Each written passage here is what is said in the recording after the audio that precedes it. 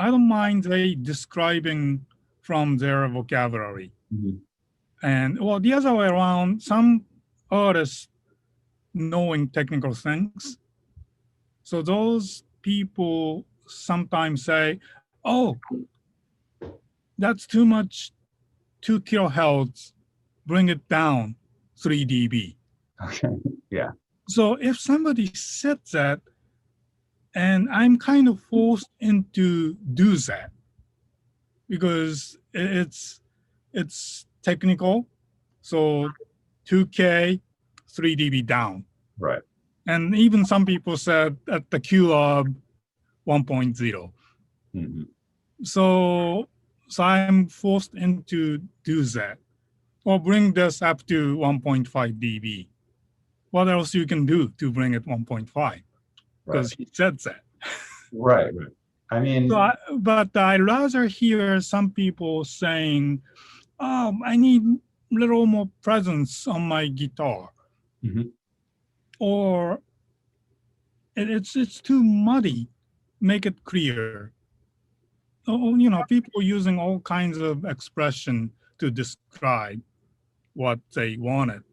And I'd rather hear that more than, decibels or frequency. Right. I mean, because you're an artist in your own right, and it gives you freedom to kind of follow your own ideas and your own path about how to achieve. And yes, sometimes, the musician thinks it's too much high frequency, but it may not be. Who knows? Right. So Maybe cutting in a certain frequency is not the goal. So if they can show me what they want to hear without using numbers, right. then it's better for me to imagine what can be done. Mm-hmm. So Yeah. that's kind of interesting. Yeah, that is, in a way, it's counterintuitive, because you would think that someone who can say what they're after would be preferable, but then that, I think it's really a collaboration, finding a way Yes, to. then I'm locked into do that. Yeah. It doesn't matter that's good or not. Yeah, and I value having your ears on the project and your input and your artistic ideas rather than me like dictating. Yeah, because if someone said, turn a couple of decibels down, then why don't you do it? Yeah, yeah. So the lower frequency is not just the speaker you're listening, it's just the entire room affect how you hear it. So knowing your room is you get better idea what you're doing. Right. So that requires, of course, you can measure it, but lot more listening somebody else's stuff. So what other people doing and how it should sound. So let's say, Jay Anderson, he's been playing with Maria Schneider and other people. So listen to those CDs, then so knowing how he should sound right. in your room. So right. then, it's a lot cleaner for recording A, but mine is a little boomy. So what I can do, that's something, you can think about it. Yeah, yeah. So because the problem is it really depends on the speakers and the room and how you set up. So you can set up, everything sounds boomy. Then you can't tell who's boomier than the others. So you really have to know your room. Then, everything is little boomy here. So this is little boomy, so that's okay. Or, that's too much boom, then we have to work on. Yeah. So I moved to a newer room, so it has a better treatment on the wall. Maybe you can see in the back. Oh yeah, yeah. So insulation around the room. even the room is still rectangular. But I know the room better, and it sounds pretty good in here. Mhm. So that means what you hear is what you can kind of trust. Right. So based on what I hear, I can move the knob to get my sound, and that translate to other world. Right. Yeah. I mean, even 6 feet, I think, I mean, that gives you enough space for frequencies to kind of develop. And so you're hearing a blend that I think sometimes when we do really near field monitoring, we can lose track of the a blend more of a blended sound, which I think was Yes, like a lot of people putting speaker right on top of the console, then you're probably only 3 feet away. right. And that's a little too close to me. Yeah. But still, as long as you know what you're hearing, then that's okay. Everybody has, different ideas. So everybody's room is different. Right. Well, I'm listening not too loud, but not soft either. And but I don't change the volume. So my volume knob is always at the same place. So it's kind of more like a absolute dynamics. So if it's too loud in my room, the source is too loud. If it's not enough, we have to bring it up. Not by listening volume. The source has to be brought up. Right. So that's my concept, and I'm kind of sensitive uh, to the volume level.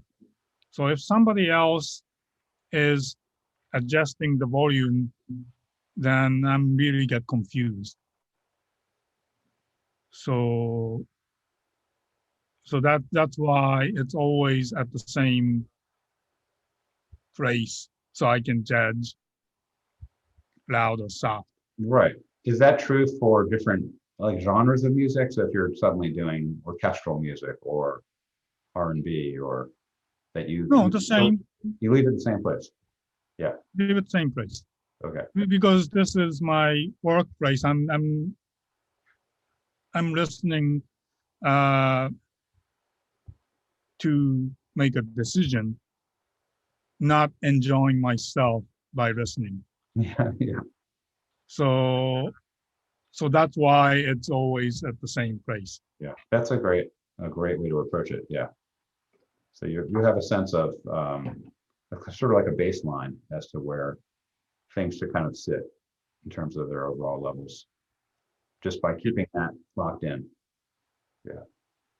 Because it takes some time. I have to check the final mix by listening to more volume, but then I really have to take a break to get used to it.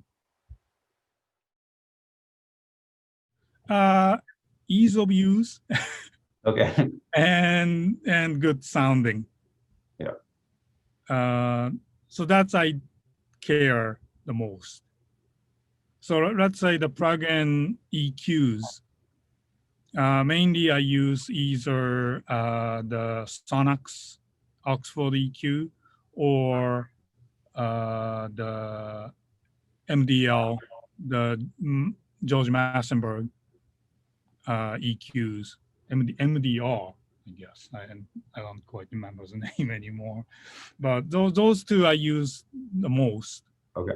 and they feels good, sounds good, and also it's a kind of some engineer tell me I'm weird, but they all always give you a frequency response curve. The boost, cut Yeah. versus frequencies, and that curve is really uh, show me what I do.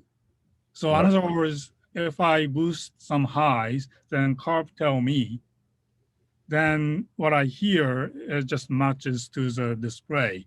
Yeah. That's kind of important to me. So it's kind of reinforcing what you're hearing Yeah, by so I don't have to see the number. I just see the carbs. right. Then that's what I hear. Some other plugins, that carbs is not exactly what I hear. Yeah. Do you have Just it doesn't matter for the sounding, but I would like to see it and hear it the same way, so it's easier to work with. right? Do you have some favorite plugins for compression as well? Uh, Compressors and general compressors, I usually use the Waves uh, R compressor, Yeah. the Renaissance compressor that can be adjustable and the auto sounds pretty good. Um, and most time it's quite invisible up to the point. Mhm. Yeah. Just to finish out the plugin questions, you also use a mix of different plugin reverbs that uh, Yes. that I really liked quite a bit. Which ones are your kind of favorites? Uh, well, right now my favorite still a the Sonox Reverb. Um, then probably those chamber music, orchestral kind of stuff. I usually add the Altiverb also. And recently I purchased a Rexcon. What is that? Uh, PCM native. Mhm. That's quite interesting too. Okay. All right. But I'm still working on it. Okay. Yeah. Yeah. I was interested how you would combine multiple reverbs at times, and to find kind of a rich composite on some. Yes, there's a no one reverb will work for everything. So I usually use even Sonox. I usually use three different settings, Right. more like a jazz hall kind of thing, shorter plate and longer plate. Hmm. And depends on the instrument, I can have different percentage. So end up with still everybody gets similar kind of vibe, Right.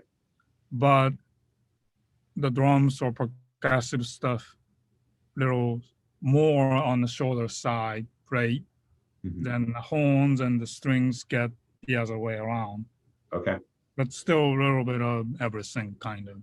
Yeah. It creates a very beautiful sound. I mean, Thank you. I thought the Altiverb you used it in a way that, I mean, it, it's a convolution reverb, but it's sort of a hybrid. It has some algorithmic reverb in the mix to give it a little more brightness. Is that true? The Altiverb? Uh, No. I don't know. The Altiverb has certain sound. You like it or not, it sounds like Altiverb. Yeah. Yeah. Yeah. And it's good. Yeah. I just don't use that by itself. Right. So Yeah. it's always combination of something else. Well, I know where it should go, Right. but how to make it is a part we have to think about it. Right. So maybe even the recording engineer or whoever did the project, they knew it, but they couldn't make it. Hmm. And so so I hear right away that something needed to get somewhere, but to how to get there is there's no one way to get there. Yeah. It could be several different ways to get there, and that's fine. And everybody taking different route. Right. So so I have few it's more like a preset route Mhm. I can choose. And I try one. They have several different steps and I tweak. Then if I'm not satisfied, I go different route. And so each pass is, of course, it's, technically it's EQing, compressor, limiter, and another EQ, then maybe another limiter. It's always chaining. Right. And I kind of found out there's no one equipment can get you somewhere right away. Mhm. So I have to do little bit here, then little bit there, then little bit there, and little bit there. So the slow step to get to the destination might be it is more complicated, but might be easier and more natural to get there. Right. That's kind of what I think. Can we talk a little bit about dithering, and Okay. what that is and how you use it, what its purpose is, and how it's part of your kind of end stage of the mastering process? Well, the dithering is basically when you reduce the bit rate. So in other words, 24-bit going to 16-bit. So when you reduce the bit rate, then you have to add dither to recover like lower part of the spectrum. So in other words, you have a 24-bit. So convert to the 16-bit. It's only first 16-bit converted to the 16-bit. Like last 8-bit is truncated. Right. But that may include some of the musical material in there. So the dithering is adding the noise to bring those last 8-bit above the 16-bit. Okay. Yeah. So because that the added noise constantly, so the smaller level below the 16-bit is pushed up from the noise, so it became audible within the 16-bit. Right. So that's a concept. And it's the rule is you can't keep adding it. Mhm. So in other words, you convert 24 to the 16, then you bring that back to 24-bit, then you're going back to 16. That's not really a great idea. Yeah. Because you keep adding a noise. So best is only do once. And if you have to redo it, you have to go back Right. to the original. So if you're rendering multiple resolutions from a master, Yes. you're always doing it from the master. You're not doing it from a rendered version of it, right? It should be. It should be added only once. Right. So the most time it happens is you're working on 24 or 32-bit in the computer. Then obviously CD is 16-bit. So when you render to the CD, you have to add dither to preserve, you know, from bit 17 and on back into the 16-bit. Right. Do you have a preferred dithering plugin? I use the Waves IDR2. Sorry, I'm That's okay. ignorant. I don't really know the name well because I use it every day. IDR, yeah. Okay. Well, this has been incredible. I really appreciate your time. No problem.